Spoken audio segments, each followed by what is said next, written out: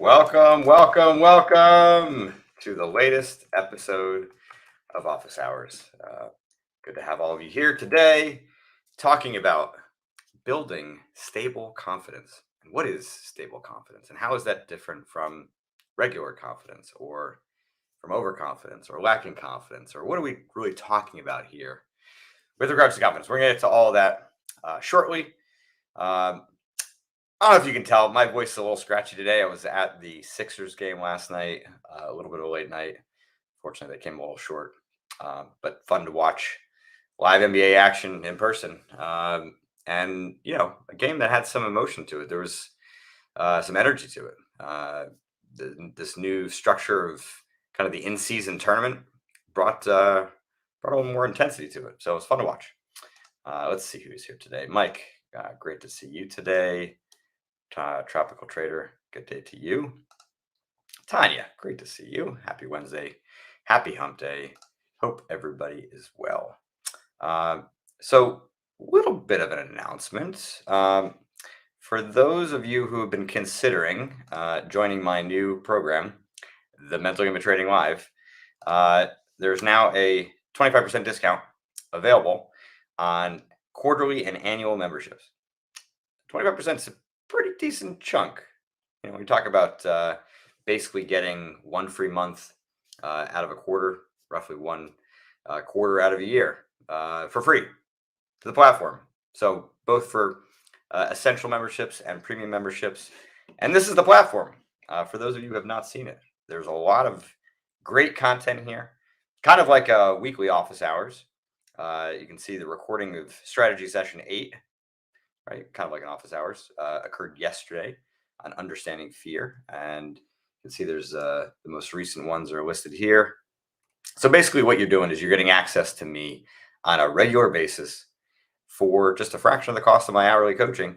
And now with the discount, you get even more of a discount off. So it's a great platform. Been getting a lot of great feedback from both essential memberships, both essential members and from the premium members as well. And one of the great features about it, besides getting kind of answers to your most pressing questions, getting me to review your worksheets and helping you to build a mental game strategy, there's a knowledge base. Okay. And this knowledge base contains content. If you see down this kind of left-hand column, right? If you're new to my system, kind of just plop out of this page here. Mental game system questions. Here's an introduction with some very clear steps on how to get started. And then a bunch of questions that I have answered already. And so you have access to all of this basically content on the major aspects of my system available for you at all times, easily searchable database. And we're going to actually kind of get into examples of the understanding your game later today. So I'll come back to that in a bit. But back to you all now. So let's see who else is here. Team Bull in the house. Great to see you, Durden. I've done a bit of work with the Team Bull community. Good to see you. Adrian, building confidence back. You got this. Learning to protect yourself.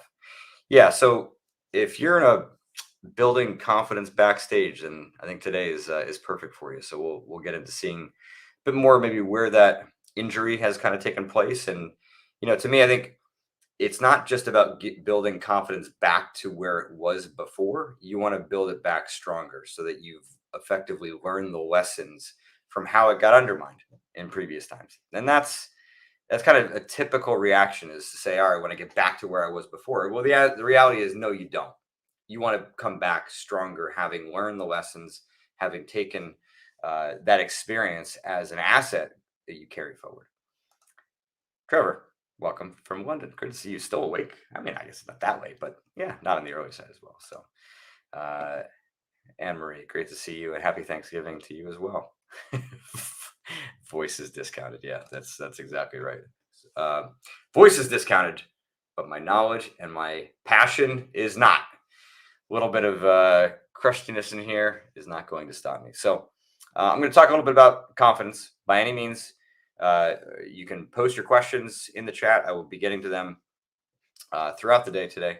And actually, let me throw this banner up here just because there you go. So it's live 25. We'll just kind of throw that in here. I'll be answering your questions on confidence, stable confidence, lacking confidence. I also wrote a blog this past week. Was it last week? Yeah, it was a week ago on when confidence takes a beating. So I'll post it in the chat for you here as well for some reference, and talking a little bit about how there's a different form of beaten dog syndrome that can really affect your confidence. That's different than what I talked about in both the mental game of poker and the mental game of trading. So I will be getting to that. All right. So again, push questions about confidence, about anything related to your mental game, and I will get to them shortly. But right now, we're going to talk about building stable confidence. So when I talk about confidence, we have to first really look at what confidence is. Okay. And confidence is perception, right? It's the emotion that reflects your perception of your skill. It's not your actual skill, it's how you perceive, believe, and think about what your skills are. Because there are people who are, newer traders, newer poker players, newer golfers who think that they are way better than they actually are, and they become overconfident. Okay, right? Because they don't have a proper ability to assess their skill set yet. Right. And then you've got the flip side where you've got traders, poker players, etc., who are so incredibly skilled that they kind of falsely undervalue what they know, what they, the value of their experience, and they are kind of underconfident, right? So, like, who would you rather, be trading, playing poker, or playing golf? Where you want the people that are more skilled, not the people who, are more highly believing of themselves. Okay, because that the belief is far less material to performance, to outcome, than skill. So when you're talking about building stable confidence, we're trying to make your perception as close to accurate as possible. And I say as close as accurate as possible because in the environments I've just described, there's so much variance and so much short-term uncertainty that it becomes very difficult to have a perfect perception. And, outside of chess, which I believe is maybe the only competitive environment that I know of where there's no variance, you know, even there can be blind spots. Why? Because we have our own internal biases. We have our own experience that shapes our perception of ourselves, not just the perception of our performing selves in any of these environments. So, if you're going to develop stable confidence, you need to understand all of the different facets for what removes that stability or what kind of adds in that false perception. Okay, and so one of the most uh, say common causes of this, okay, is how we see results being the primary metric for how we evaluate ourselves. Okay. And of course, this is far more of an issue in poker and trading than it is in other environments. But mostly, I mean, I say issue meaning, in other environments, like even like golf or baseball or football, right? Results still have some variance to them. But if you're having consistently poor results, the odds are that there's something off with your technique and your skill, or maybe your mental approach, or the way that you're practicing. Like there's a kind of semi-causal relationship, and I realize it's not perfect, right? But if you're underperforming, right, that's a reliable indicator that you've got to do something.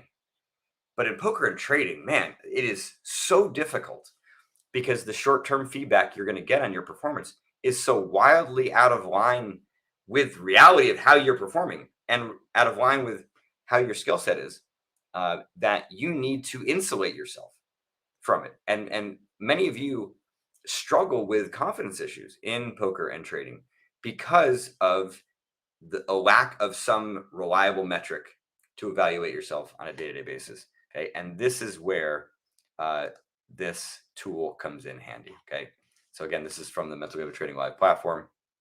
But if you want to download this worksheet, it's freely available on my website, jaredtendler.com/worksheets. And it's also a pretty simple concept. You don't really need it either, right? Okay, but the idea is to define your range, right? Define your A game, B game, and C game in very clear terms. Gives you a reliable form of feedback that you can use to judge and grade yourself throughout the trading day, throughout the poker session, throughout a poker tournament, at the end of which, right? And use that, kind of in concert with your results. We're not taking away results as being a part of the equation. Okay? I think it's a mistake to do that. We're trying to balance out your perspective. So if you make a ton of money today, and truth be told, you made a bunch of mistakes, right? If you're ignoring all that and just thinking, well, man, I killed it today, and you're going to become overconfident because there's a misalignment, there's a misperception with your skill sets and the results that you are producing. And then, of course, the flip side is probably more damning because there's a lot of times where you are actually playing or trading quite well for a good chunk of time. Okay. But, getting killed for it and in a drawdown, in a downswing, just bleeding. And you're thinking that something needs to change and you're become desperate to try to find a way to make money. And you get fearful about pulling the trigger on another trade or on making a big bluff. And all of the things that become kind of symptomatic of that damage to your confidence, but it wasn't deserved. Okay. So the A to C game analysis becomes a way of insulating that for you. So here is, kind of a general trading example of that. Okay. And you can see what we're trying to do is define very clearly what your A game looks like from a mental and tactical standpoint, from your B game, okay, from the same standpoint, and your C game. Okay. Very clear delineation between A game, B game, C game. And the clearer it is. Now, this is I'd say a more basic example, is the example that I use in the mental game trading. There's a kind of a more robust example here. Okay. And I'll make this bigger so we can see it. Okay.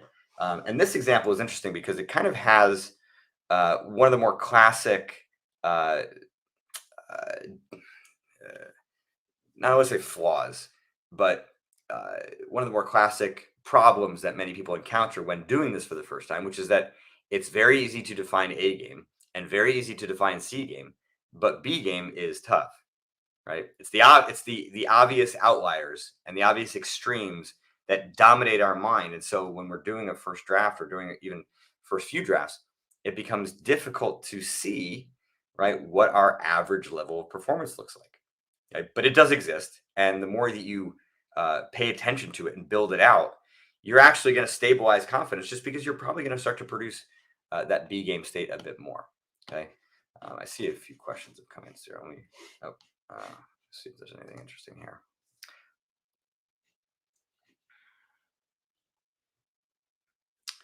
Okay, so Adrian's asking how to disrupt the pattern, win, and one big loss from letting the trade against me, to go to an emergency stop. How do you separate losing trades from your identity? Okay, so now this is actually a very important question given what I'm talking about here. So the A to C game analysis is going to help you from a from your trading or poker confidence standpoint, right? But if losses are affecting you on a personal level, that means there is a weakness in your personal confidence. Right? And that is very common in a lot of industries, right? Especially in poker and trading, where we bring in some of the weaknesses that exist, whether they be, uh, a bit of self-criticism, some high expectations, some illusions of control, a bit of confirmation bias, any of those, kind of illusions or flaws, right, that exist in our lives, right? They oftentimes get magnified here because now our goals and our dreams and our aspirations are on the line and we care. And for some of you, the option to make it, full time as a trader or poker player means independence and getting out of a job or a situation that you don't like. And so the uh, the natural intensity of the environment, the natural intensity draws out things that you may not necessarily be aware of or tuned into on a personal level. So, what I would suggest, Adrian, and for anybody that's struggling with this, begin to look at those weaknesses that exist in your personal life beyond trading and poker and begin to look at the origins of them and where they started to evolve, because that's going to help you to determine what exactly you're dealing with. Okay. If this has only started more recently, as maybe you had a change in career or you started to hate your job more, or you got married, had a kid, moved, some kind of family circumstance like that may draw it out. Or if it started when you were, teenage years or in another performance environment or in school, right? Then we're dealing with something that's a bit more long lasting. It's going to take a while to correct and maybe even understand. So the separation between losing trades and your identity means actually separating out your personal identity and being able to correct any individual flaws that exist there, and working through that separately from trading, separately from poker. And that's challenging. Okay. But from a trading standpoint, if you have those flashes of loss of confidence after a losing trade, you can say, no, this is personal. This has nothing to do with trading. And that's not uh, a solution to what's happening in the moment, right? I use that injecting logic to kind of come up with corrections. Well, you don't have a correction yet. You just know that what you're dealing with is nothing to do with trading, right? So you're kind of using it as a big disruption of momentum, right? A big disruption to that pattern to try to give you some perspective on what you're dealing with, which is try to make the best trading related decision you can make, understanding that the reflexes, the reactions you're having to feel bad, to have anger, to have fear, to lose, a little bit of hope has nothing to do with trading. It has everything to do with what you're dealing with personally. And you got to deal with that in a separate domain. All right. So get back to this. Yeah. So we look at the A to C game analysis, right? And I'm just going to show the other kind of piece of this, right? This would be the tactical skill. Imagine having this. And it may take a few weeks for you to develop, but imagine having this on a day-to-day basis as feedback to know how you are performing in real time. And I'm not saying that the losses aren't going to be painful. I'm not going to say that you might get seduced into wanting to press, bets, when things are going really well in ways that would be considered greedy or overconfident. You might have those impulses, but when you can see very clearly that, it's not here. Maybe it's not here. Let's see. Yeah, so here you go. Like looking for my setup, but still being tempted by what else I think I see, right? So here, B game is like kind of the front lines where you can start to see that your mind can be manipulated. And if you get that feedback, right, on a day where you've made a ton of money, well, it's going to help you to make a better decision, to understand that your ideas are not intuition. They're actually emotion manipulating you, right? It's an overconfidence, it's greed, it's FOMO manipulating your mind into making decisions that are not optimal. And you can see it very clearly. It's like pointed right at your face, okay? Versus having to try to dig it out of your memory, right? And then in your mind, trying to make this differential between, is this, a real authentic thought that is going to make me place a better trade, or, to make like a very big hero call in the river, or is it actually, right, some emotional manipulation? Uh, and so when you kind of have that feedback, it's quite powerful. It takes a little bit of work to do, but the mental hand history, sorry, the A to C game analysis is a great tool for that. So at the end of the day, confidence is the foundation of your mental game, and we're looking for any cracks and flaws that begin to kind of wear on that. And I mentioned a handful already.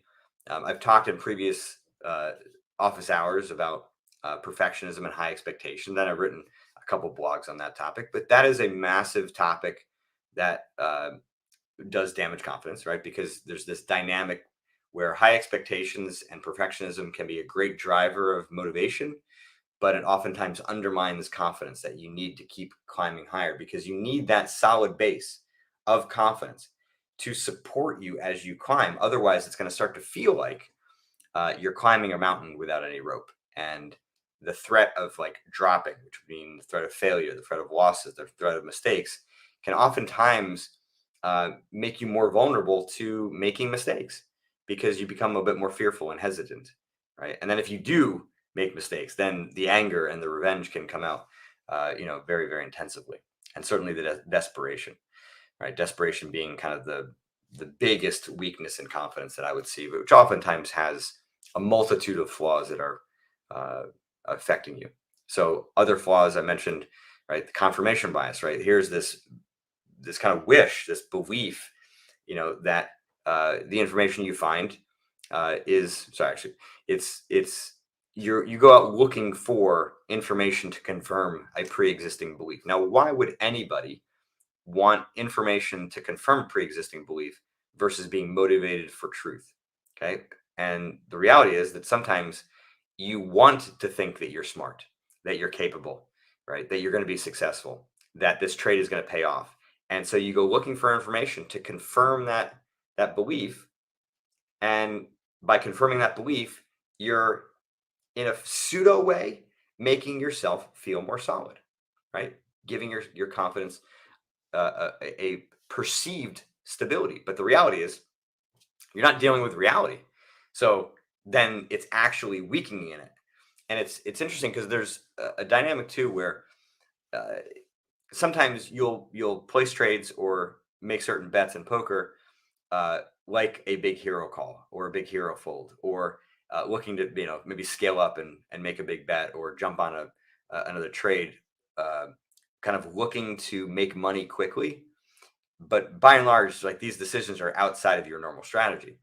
And if they were to pay off, right, then you're actually going to weaken confidence. Here you are with more money, right, and possibly even a lot of money.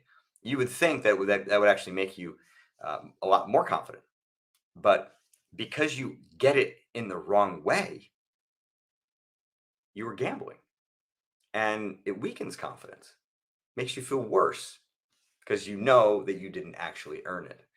And then how are you going to now make money, right? Well, now I got to go back to my standard style.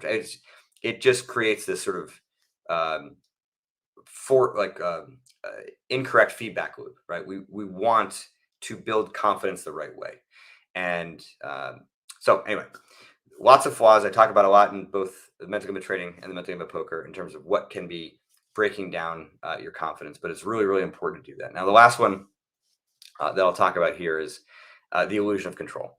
Okay, and the illusion of control is one that affects a lot of people in general, because as human beings, we are out in the world seeking more and more control of ourselves, of our environment, of our performance. And so, where's the limit? I mean, we don't know that. Oftentimes, we have to kind of run into a wall before we find out, no, that I'm not in control of that. And what happens is when you come to poker and trading with a lot of experience in other environments where you were primarily in control of a lot of your results, you know, the expectations are that you're going to have that and have that level of control here. And it becomes a bit of a just bad habit, but it's not just a bad habit. It's that a lot of your confidence was, born out of a sense of control of results and a control of, your future. You work really hard. You spend a lot of time studying. You are diligent with your preparation. Like, well, that's going to produce results because that is what produced results in the past. And that is not always the case here in trading or in poker. And in some cases, it can be the opposite, because then it crosses this line to where you're now starting to force things. And that creates a bit of a negative cycle, right? Where, you just kind of keep trying harder and harder, forcing more and more. And it actually becomes worse. Truth be told, any of you follow PGA Tour, Camilo Villegas, who won this past weekend for the first time, I think, in 10 years, recently said that, part of what helped him was he just realized that he was just trying too hard. He was almost desperate out there in practice, in competition, in trying to win. And once he kind of, I don't want to say took a step back. It wasn't like he stopped trying hard. He just stopped trying to force it. And that's an easy thing to say, to do. And I don't want any of you to stop trying to force it if you don't have the skill. Okay. This guy's been playing for a high level professional golf for 18 plus years. Okay. So, there's a difference between not forcing something at that level versus not forcing something when you're, 6 months to 3 years in. Okay. But the thesis still holds. Okay. When you have a sense of mastery and control in other environments, which I guess is another problem in its own right, right? Many of you have been successful in other industries. It's so hard to going back to being an infant, right? Bumbling around, not really sure what the hell you're doing, but you kind of think and expect you should be, right? It's so hard for people to be a baby again and to truly embrace the novelty of a new environment, understanding that their past successes and progress can help make them more successful here, but it doesn't guarantee it.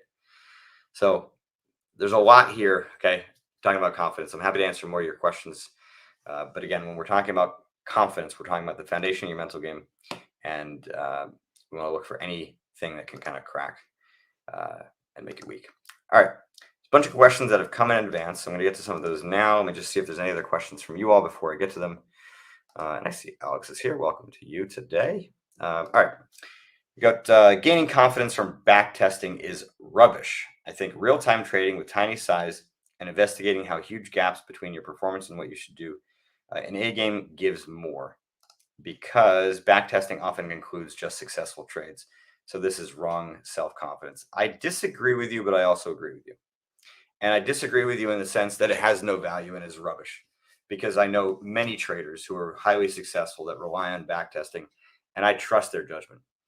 But I think the way that they all perceive the value of back testing is it becomes one data point of many that they're making, that they don't have a sense of, well, because this is back tested, this is going to work, right? There's a big difference between, looking in the rearview mirror versus looking through the front of the the front windshield, right?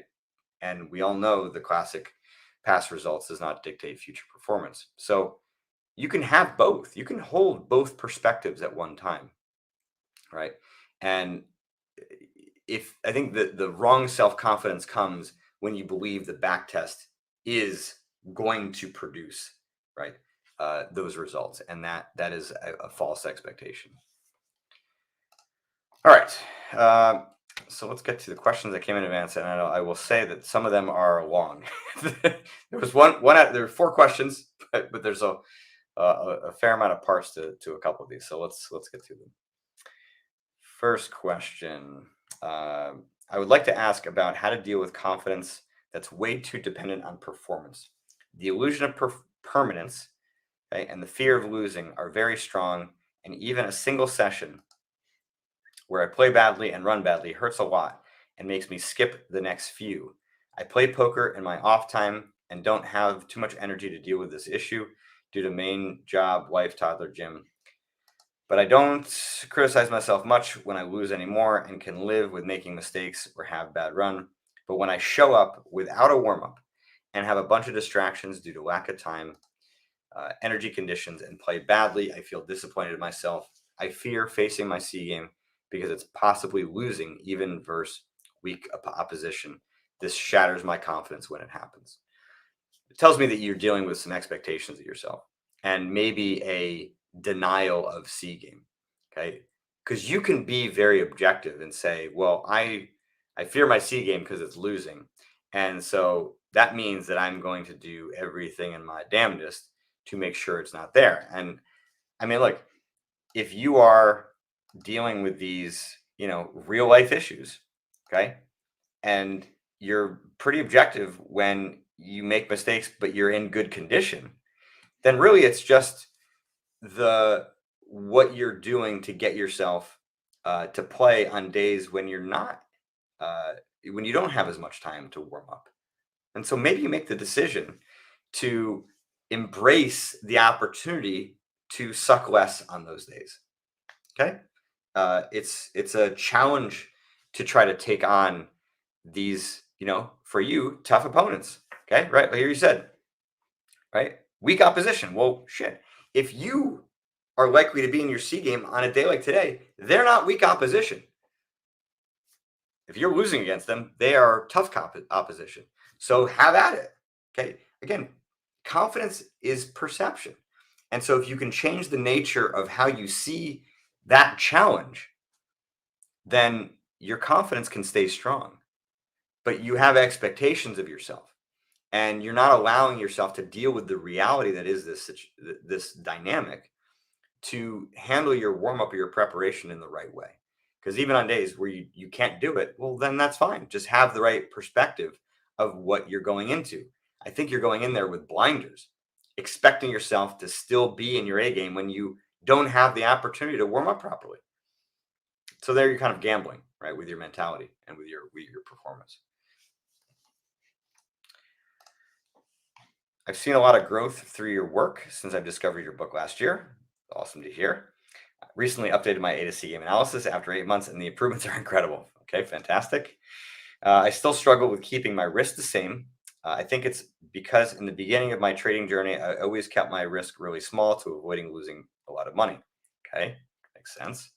I think this is still sort of ingrained in me. I have setups where I do risk what I plan on risking, but oftentimes I find reasons to risk much less. So, my suggestion here, right, and I say this mostly because you said how much you've improved. Okay, if you didn't say that, then we're talking about something different. Okay, but because you made a lot of improvements, you can make the assumption that what you're dealing with is like a habitual reaction. Okay. So here you have this risk aversion, right? And this desire to avoid risk. Previously, it was powered by underlying flaws, biases, wishes, illusions, something, right? There was emotion here powering this habit. Okay. But now that's largely been resolved, we assume. And now this thing is just continuing to go. Okay. Well, just be really, really clear about what the thoughts are that are all sort of surrounding this risk aversion and treat it like it's just a bad habit that you have to break. And now it's possible that that may not crack the habit.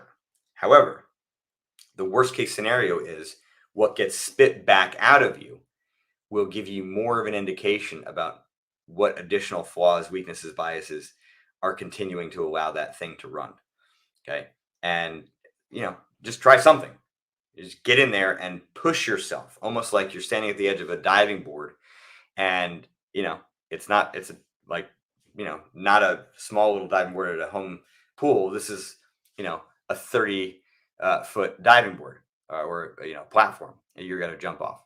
And, you're not going to get hurt or you're not going to die from this jump. You might get hurt if you don't do it properly. So yeah, there's a little bit of risk there, but somebody's there going to just kind of give you a little nudge and push you over the edge.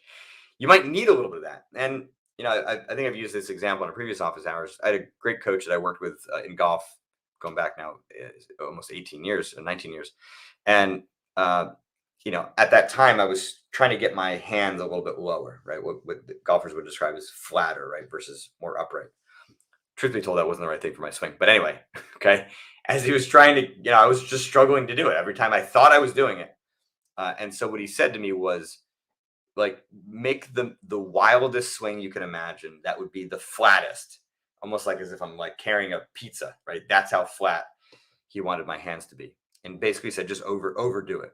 And I did it. And you look on video, and I basically nailed what he wanted. I didn't even overdo it. It was like right to where he wanted. So the idea meaning that sometimes you can't necessarily kind of creep up to the edge. Sometimes you just got to launch yourself overboard and be able to, and that's going to give you some data points, some experience to then kind of work your way back. In my case, I didn't have to work my way back. It was just like, okay. Two more questions here, and then I'll get to the ones that have come in from you all. Some days after the market opens, I feel certain about its direction, as if someone whispers in my ear whether the market will go up and down. Ooh, I can't wait for this, where this is going. I think everybody knows a little bit of what we're thinking about here. I then look for an entry that anticipated anticipated direction. However, the entries I take often don't move even a few ticks in my favor. Even if I realize that my entry was improper, I find it challenging to exit my position, opting instead to wait for my hard stop loss to be hit. I suspect this behavior may be linked to the latest news and analysis I've consumed. Interesting thought. Is this overconfidence due to confirmation bias? On days where I trade more effectively, your quote, expect your worst and drive hard to be at your best, really strikes my heart, Samir. Okay, well, that's great that works. So I'm curious maybe why it's not working on these other days. And confirmation bias certainly can be that. So just looking at this here, okay, this is a bit of my laughter, right? Some days after the market opens, I feel certain about its direction. Well, what is that certainty implying? That you're right? Okay, and if that is the case, then yes, confirmation bias is likely driving that. And especially if you're talking about having a bit of news and analysis that you've consumed, right? maybe they're all kind of feeding together. Maybe you're like this trend is coming after you've had a few successful days or a few successful trades, and all of a sudden, like your confidence has risen, and so then you read or consume news in a way that confirms that what you're consuming is right, and right because you want it to be right. And then you start to become directionally biased as a result of that. So my point is, like, try to, if you're going to crack through this, I would try to look for the precursors of the days where this has occurred, because as you said, it's not occurring all the time, right? You're able to kind of embody this, right? This idea. So try to have a bit more of a understanding of, like, when this is happening, what is specifically triggering it, and maybe it's not wins, maybe it's actually losses. But either way, I think the A to C game analysis would help you as well. Okay, last question from the advanced questions. Setting yourself to lose before the session and then actually lose, what's likely causing it and how to correct? Mike. My guess from your question is that you're just kind of negative before the session. You're a little bit pessimistic before the session. And I don't know if this is trading or poker, but either way, right, there's a sense of control that you're implying because you're having these thoughts. But, like, why are you even having these thoughts? Is it because you've had some winning or losing sessions? Certainly, a series of winning sessions where you feel like you really have gotten, the good end of variance can kind of make you a little bit snake bit, because oftentimes it turns, and you know that, but you don't know when it's going to happen. And so the fact that you're telling yourself that you're going to lose and then actually lose, it's like reinforcing that sense of control. Okay. But that like flashpoint of negativity could be coming from a weakness in confidence. But frankly, it also could just be coming from an illusion of control. Okay. Even negativity can be a sign that you're looking for control, because you can't have firm control of positive outcomes, but it sure is a lot easier to have control of negative outcomes, right? It's way easier to lose than it is to win. So at times when you feel like you can't control winning, well, your mind is going to look for control in whatever way, shape, or form it can take. And if that is losing, then those thoughts about losing that come before actually losing are an attempt by your mind to gain some control. All right. Let's get to your questions here. All right. Tanya, should we just eliminate expectations altogether? No, because you can expect your C game. You can expect your worst. You can expect all the things that have been hardwired and trained. Right? I can expect myself, at the end of this session, to turn around in my chair and be able to walk out of this room. Right? And I can do that because I've got a good sense of my physical strength and capability. And, at 45, I'm a pretty good walker. Okay. So, yeah, I'm not saying that I should be excited by the fact that I'm still able to do this, although, perspective still holds. I see my father aging, and I see, that I shouldn't take that stuff for granted, because, it's not like I'm going to be here forever, or at least in the condition that I am now. So, yeah, but the point is, expectations, I think, are irrelevant in general, because what they are implying are guarantees, and the guarantees, for the most part, are so basic that they're just sort of unnecessary. So I think in theory, we're not eliminating expectations as a construct, but you're eliminating, the higher end expectations that have been previously used to kind of guide and shape your perception and or your aspirations. And so then in those cases, we're converting expectations into goals, or we're converting expectations into more accurate assessments of reality, right? If I'm expecting myself to win every day, well, then I have to upgrade my expectation to something that is truly in my firm control, because obviously we don't have that. Right. Yeah, expect your C game. Now, it doesn't mean that your C game is guaranteed. I'm not saying I want all of you to suck. Let's just be clear about that. Okay.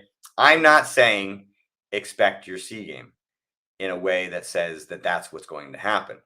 I'm saying that your C game is the only thing you can truly guarantee day in and day out, and that you have to earn your B game. You have to earn your A game. You have to earn being in the zone and accessing real intuition. And every time that you do that, you can give yourself a thumbs up and a pat on the back to say, well done. And that's one of the most insidious problems with high expectations, because they're so demanding, and they're just a-holes, right? And because they here you are, like, actually making progress, and like on really tough days, carving out B game and sucking less, and escaping C game on a day where, in 2-3 months ago, you would have been consumed by it. But the expectation, nah, this will B game progress. F it. Yeah, that's nothing. Yeah, you just gotta move on. Maybe even feel bad about yourself on a day where you made freaking progress. Man, we should, yes. So you're right, Tanya. Let's give the big finger to expectations, because in those instances they're such damning bastards, right? And so converting them into goals and allowing yourself to have vision for your progress is really, really vital. Yeah. So expectations does not equal goals. That's what we're after. Expectations does not equal accurate perceptions of reality, unless it does. And if it does, cool, let's keep it. Okay. I can expect gravity to continue to keep my feet on the ground. Probably a pretty decent expectation, right? There's a lot of rules, right? I can expect the emotional system to shut down my brain when I'm emotional, and for me to make poor decisions when that occurs, right? That's a decent expectation, right? So you get the kind of flavor of what I'm going for here. All right, let's get to next questions here. Oh, let me get out of this guy.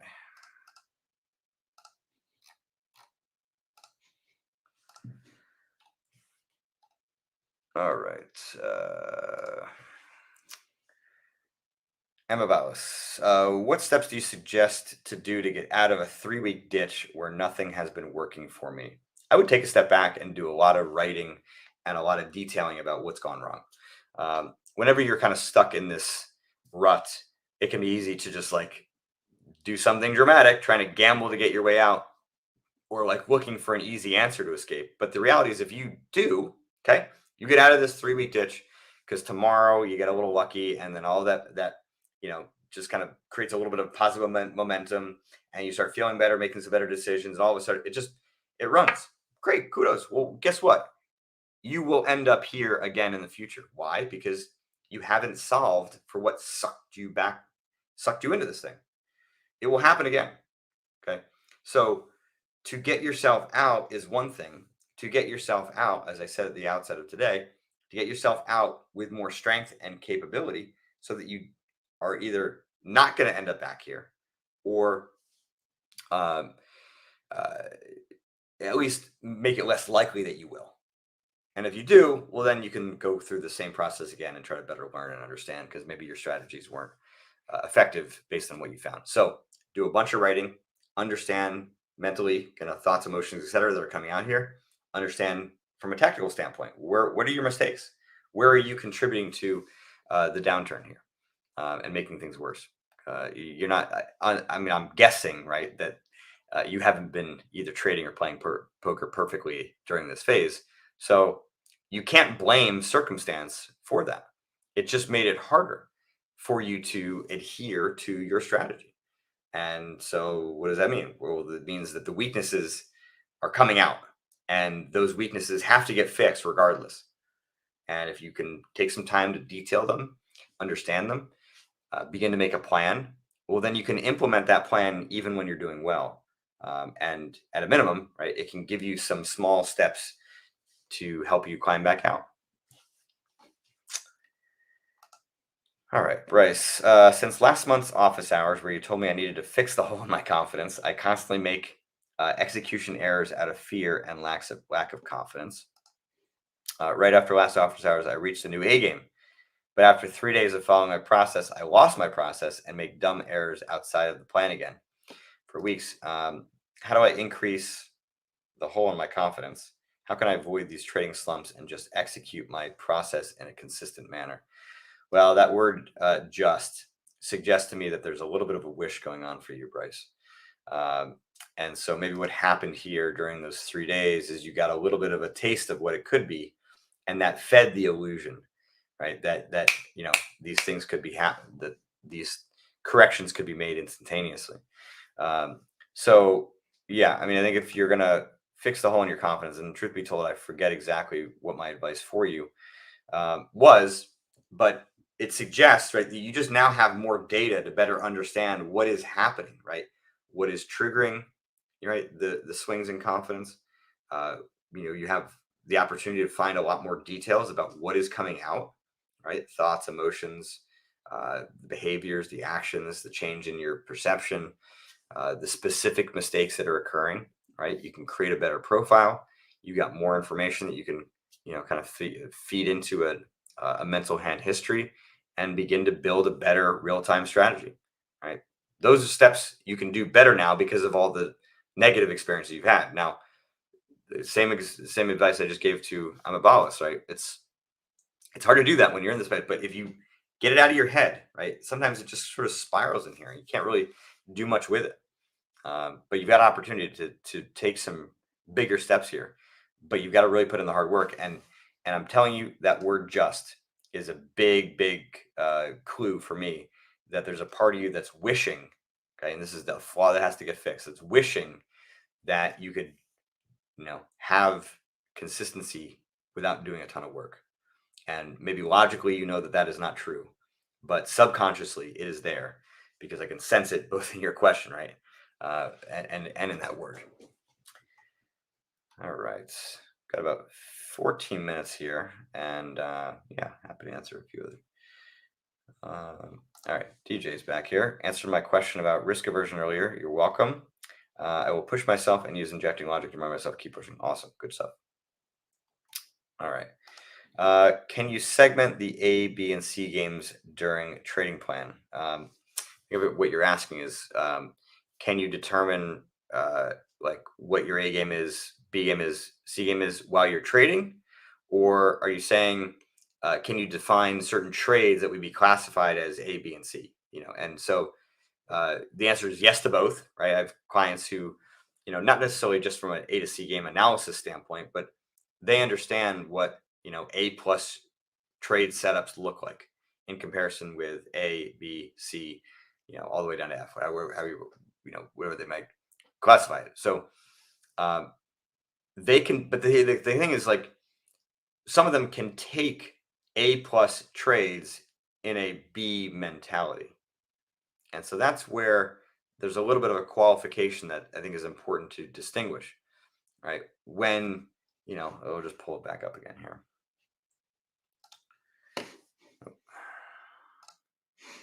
So, yeah, you can have like some feelings of impatience. All right, well, I guess in this case it would be this, right? Because they're still feeling impatience. Oh yeah, actually no, feeling impatient, but have enough restraint to not enter random trades. Okay, so impatience can be present, but I stop myself from taking, even an A minus trade. Cool, well done, awesome. You got a solid B game, but it doesn't mean that you're an A game.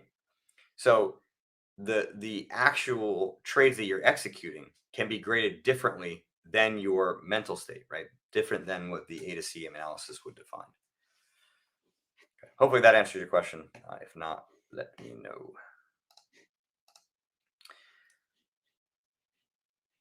All right, I'm not sure there's a question or a statement. Confident to enter a trade, then fear the loss limits results. Either cut early or stop to close. Let's see. All right. So you're confident to enter a trade, then fear the loss. Okay. So then you're probably dealing with fear, right? This isn't a confidence issue, right? It's what? Fear of loss, fear of making a mistake, fear of losing money, fear of fail. I mean, there's some fear that's coming out here. You just got to take some time to understand like what that is. How do you determine the right moment to step back from trading, especially after a series of winning trades? Is there a strategy or mental check-in process you recommend to avoid giving back gains? I mean, A to C analysis is really, really helpful in situations like this because it's going to give you some indication that your mentality is off. Okay. And yeah, I think taking a day is a decent strategy in the short term, but writing about what's going through your mind from a mental and emotional standpoint at the end of those trading days where you've done really well, or even after each winning trade, maybe necessary, right? Especially if it's that kind of um, intense for you, uh, is important to help you to reset and to capture the details of what's going on. Okay, so there's clearly a flaw that you are reacting to when you're winning. Okay, and that could be, some expectations. Okay, it could be some wish or illusion of control. It could be related to your goals and your motivation and feeling like you're getting closer to it, and some kind of positive expectancy about what's going to come. Okay? But you need to tease out what that is so that you can then have the injecting logic ready in your real time strategy to correct it soon after. But if you don't know what that is yet, then in the short term, taking a bunch of notes down and then having a more tight management around like when you're trading is I think important.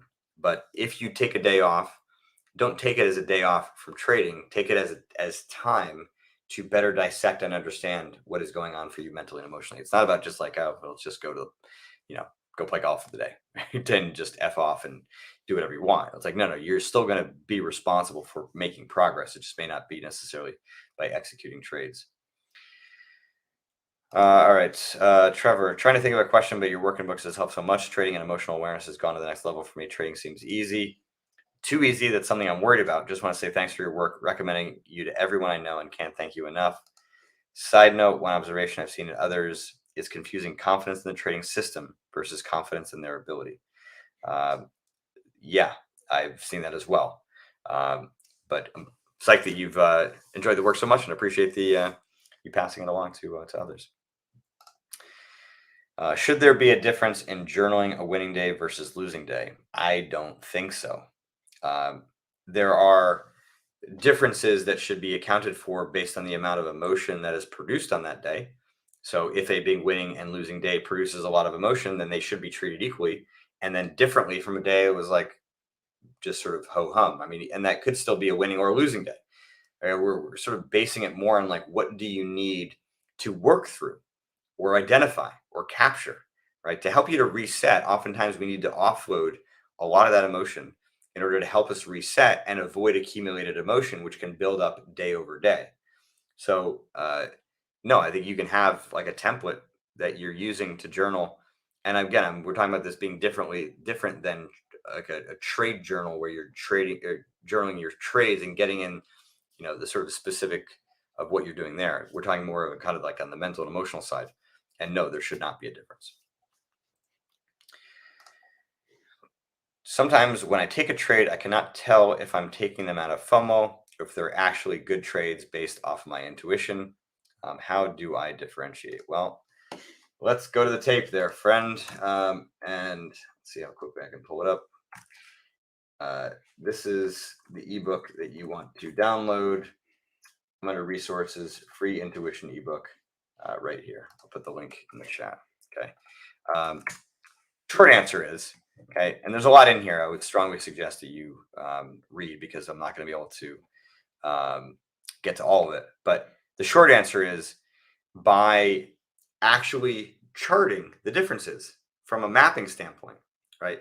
What are I essentially charting the differences? Just detailing the differences is a better word. Detailing the differences in a mapping kind of way where you're distinguishing what FOMO trades look and feel like. What are the thoughts that emerge in your mind, right? What are the emotions that you're sensing? Are there physical signs, right? Are there changes in your actions, changes in the way you're thinking and perceiving the market or your own positions?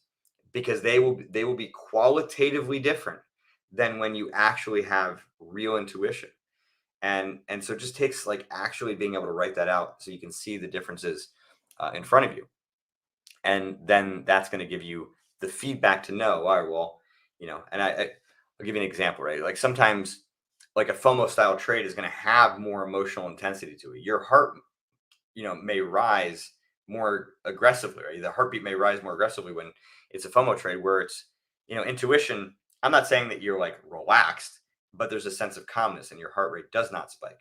Or maybe in both scenarios, your heart rate spikes because you sense the opportunity, but the difference is more, qualitatively, mentally, in terms of how you're thinking, where there's a sense of poise and calmness in your thoughts, and quality in your thinking. Uh, or it's just more of like an aha moment that's, again, kind of calm and poised, whereas the FOMO is like more, kind of spirally and like agitated and wants to get in, quickly. Okay, but the point is like create the details on either side, and then that gives you the vision to be able to see it. But I think if you kind of read through this intuition ebook, it's not that long. There's a lot of, I think, clear points of understanding about intuition that's going to help you not just to differentiate it from FOMO, but even to start to cultivate it and allow you to access it more often. All right. Got a few questions here left, and man, we got a bunch of comments left here. So, lightning round it is. Welcome, first time here. What would you have to say to someone who suspects they may be overconfident? I'm super happy that you're even thinking that way, first and foremost, because most people that are overconfident, they're not even willing to ask that question. Okay. So if you suspect that you're overconfident, the good news is that you're not as overconfident as it's possible to be. Okay. So that's fantastic. The next is I would, strongly urge that you look at that section of my book to, kind of look more in detail. And actually, I think I can maybe make it a little bit easier for you right now. I'm going to show you a section of the Mental Game of Trading Live, and here are the common signs of overconfidence. So, I'm sorry, I'm going to share my screen here. So yeah, you may need to go back. I'm not going to stay here very long and look at it, but those are the big ones that you should look out for. Becky, appreciate this live webinar. Just got through the mental game of trading yesterday and started reading it last night. Fantastic. Well, welcome. It is the best read. Is it best to read all through and then go back a second time and go through each exercise and assignment? Thanks. Great question. There's no right answers. Depends on how you like it. I mean, I'd say if you're going to read through it first time, maybe do more of a skim, get through it all fairly quickly, so you have kind of a nice overview. I would say in general, if you want to do it this way, do a read and skim over the tools in chapter 2, 3, and 9 to help give you some idea of kind of what you're working with and what you're looking to create. And then as you get through chapters 4 through 8, which is the greed, fear, anger, or tilt, confidence, and discipline, then you can start to kind of get specific with what you're doing with. But look, I've have clients or people that readers do lots of different ways. There's no wrong answer. The main thing you got to do though is do the exercises. And I'm glad that you're even saying that. I've people who say, oh, I listen to your book every time I'm struggling, and it's like, well, I mean, come on, just do some work. Right? Like osmosis is not the answer here. Like you can't just keep listening to my book and expect that it's going to give you bigger muscles. Right. So you're kind of using it as a band-aid that way. I don't suspect that that's where your mind is going with this, but yeah, like I wish that there were, quick, easy answers, just like magic. I could just hand it to you and but it would cost more. I could promise you that much if it was that easy. So yeah, you gotta do the work. And the fun part is that when you do the work, and if you've heard some of the people here today, it's like you do the work, like it does make you feel good. You build the skill, you earn it. It's not about me, it's about you. Right? Maybe I gave you the tools, but same thing with a personal trainer, right? I'm in there. I'm super grateful for my trainer. She's completely changed my physique and allowed me to regain mobility and strength that I haven't had in decades, really. But I was the one in the gym doing the hard work. I'm the one waking up at 5:30 sometimes in the morning to get up and do it. So yeah, I'm proud of what I've done, and that's what you're going to have too. I have a hard time being confident in my pre-market prep. How do I get confidence in my own analysis and what price might be doing in this session? Those are actually the exact same thing he was just saying, right? The difference between being confident in your strategy, being confident in yourself, in your system, and being confident in yourself. Okay. I mean, you have a confidence issue. Hard stop. This has nothing to do with your pre-market prep, and then that lack of confidence, may be personal, as I said at the outset, to one of the questions, or it maybe just be trading related, and maybe there's not enough skill or competency yet in order for you to have accurate confidence, and you're smart enough to know what you don't know, and that's wearing on you, and that may be real. Okay, but how do you get confidence in your own analysis? You got to have confidence. Hard stop, right, before you can even start to have that confidence. But we don't want to make it up, right? It needs to come from real skill and experience. I see some people from Twitter join. Definitely recommend. Oh, well, thank you, Tanya. Appreciate that. All right. Wow, we're running out of time. I gotta go. What do we got here? Let's see. I've been experiencing stable confidence over the last couple of months. I have more realistic expectations of my performance range in the market environment thanks to mental game work. Awesome job, creator. Love to hear it. All right. One-on-one coaching still possible? Yes, it is. You can go to my website. Let's see. Go here. Hire Jared. Coaching. Let's see. You'll see details, cost, right? And then you can just click in here to get in touch, fill out the contact form. But as I said, right, Mental Game of Trading Live is a nice low-cost option. And once again, you can access it or get it for 25% off through the end of the month. Actually, well, not through the end of the month. It's through Cyber Monday. So you basically have 2 weeks to be able to use code LIVE25 to save 25% and to sign up, right? Basically, you're going to go on my website here, Mental Game of Trading Live. I'll drop the link in the chat once again. Okay, and yeah, but either way, you got more options for support. Let me just see if there's any other questions because I hate to leave them lingering here. Jared, thanks again. I'm having difficulty filling out the data collection form. I'm having problems identifying between emotions and behaviors and then between behaviors and actions. Can you clarify? Yeah, don't overthink it. It's not that important. What's important is you just get the stuff out. Okay. So emotions are like the feeling, right? The feeling of FOMO or greed or, anger. The behaviors are what you're doing, right? And behaviors and actions are kind of similar, but there's like physical signs, right? Of tension in your head, tightness in your chest. Right? Don't overthink. It's not. What's important is that you're just a prompt to get as much information about what you're experiencing as you can. All right. Bought it as a workbook. Yes, Becky, love it. Good to hear. All right.